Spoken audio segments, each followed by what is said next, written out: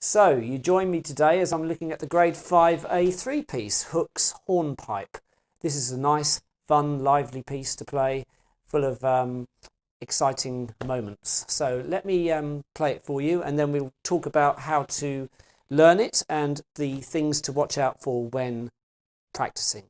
So the tempo marker at the beginning is 116. This is something I always do. I just check what the tempo is. That's the recommended tempo there. So we're looking at something like this because that's dotted crotchet equals 116. So it's that kind of speed. Here we go then. Let's give it a go.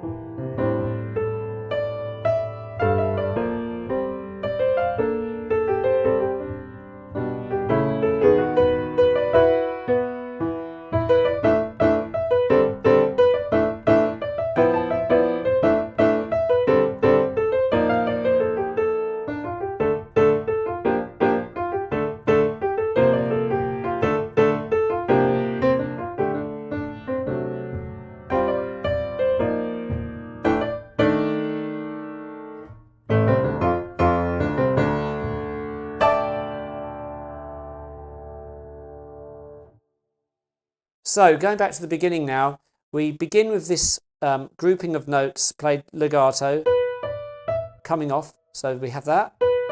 Then we have this accent, so we need to give that a bit more of a whack, and the left hand, we attack that second chord a bit stronger as well. So we get that da-da-da-da effect. All the way through this piece, it's got that kind of feeling to it. But then we have the left hand held chords. So just be careful there. That rather dissonant sounding chord there, halfway through bar 2 is held. And then of course we continue. So if I go back to the beginning.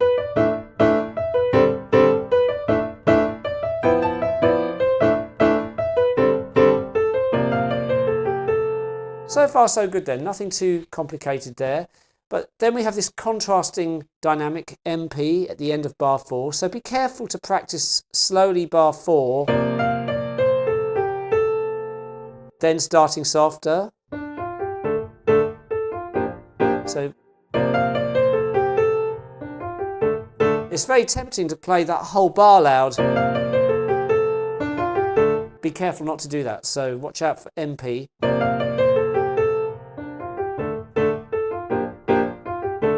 Same rules apply. We're doing those accented stabs a bit stronger on the second chord each time.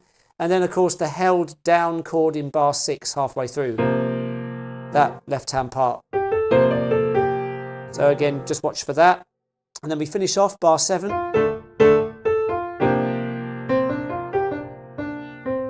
At this point, we've got a pedal marking coming in bar 7.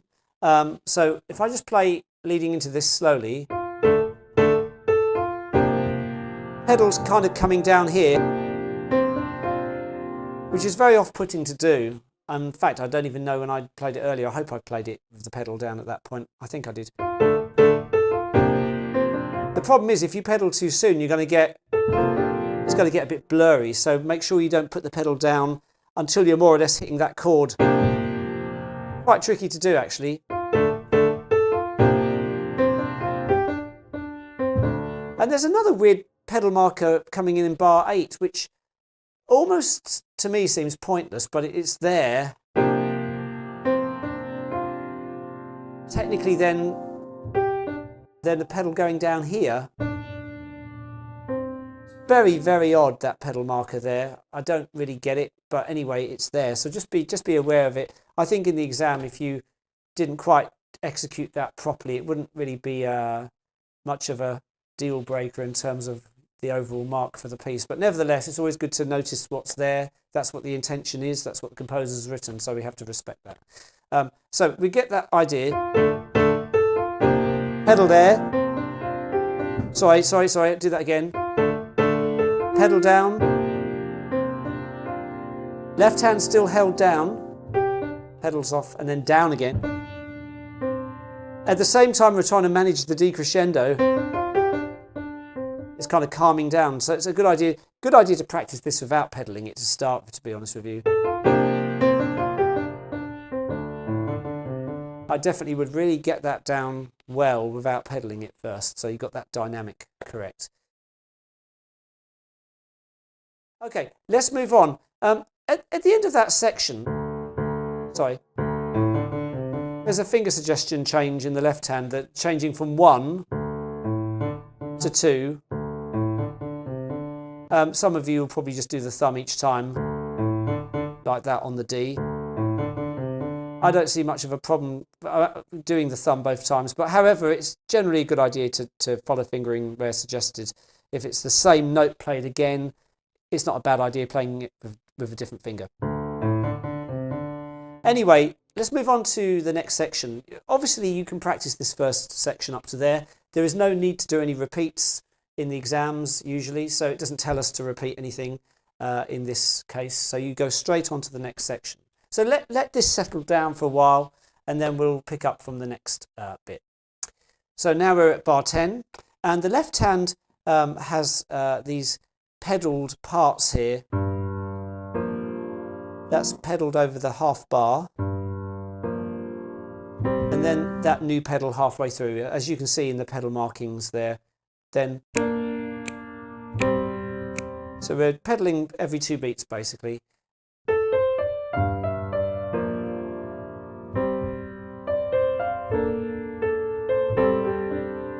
So it's a little bit more kind of, you know, blurry for want of a better word, but again, you can practice this piece without pedaling it to start with. Get the fundamentals right. Don't feel like you've got to do everything at once. You know, when you're learning a piece like this, it's generally quite percussive. So actually the pedaling is only occasional in this piece. So focus on getting the general outline. Listen to what it's like if I play it without pedaling.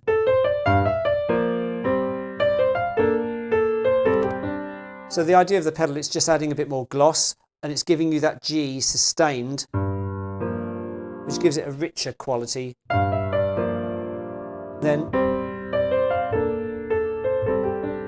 then we're not pedaling this next bit.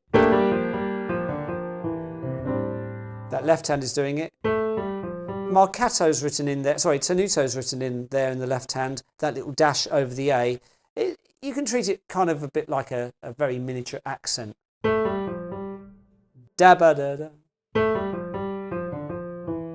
But it's really subtle. So we have that. The reason it's there, I think, is because the chord overshadows that note. So you want to bring out the A. That's the idea of it, because the melody's in the left hand.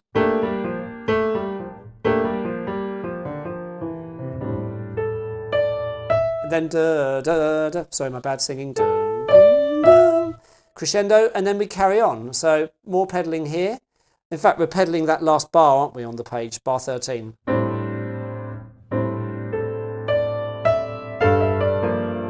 And you've got to be careful on bar 14, because actually the thumb is held. It's not, the thumb is held. So just be careful, it's a very small detail. Get that kind of harmony.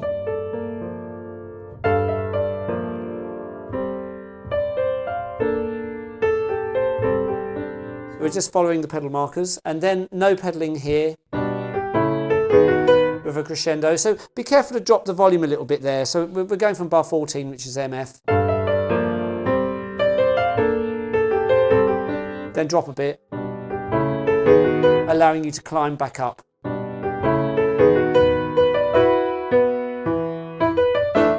And of course, by this point, we're more or less 2/3 of the way through the piece. We have the double bar line there to signify we've come to the end of that section. So again, you could just work on that short middle part there, those 8 bars from bar 10 to bar 17. Let them settle down. And then we're coming back to something that sounds familiar. This final section at bar 18 with the stabs again. Watch out for those held chords again. Bar 19, and then exactly the same situation as earlier, what we had on bar 4, where we start that final part of the bar soft. So just to contrast it.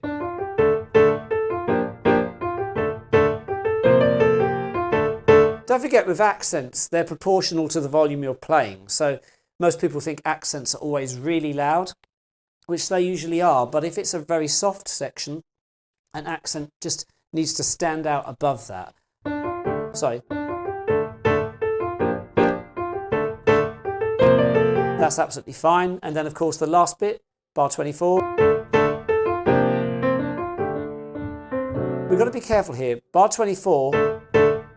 Then there's that pedal coming in, and then we're soft. So here we go. Then building up a bit more. What have we got? And then a bit more. That left hand in bar 27 is like a stab. So, and of course the final bit.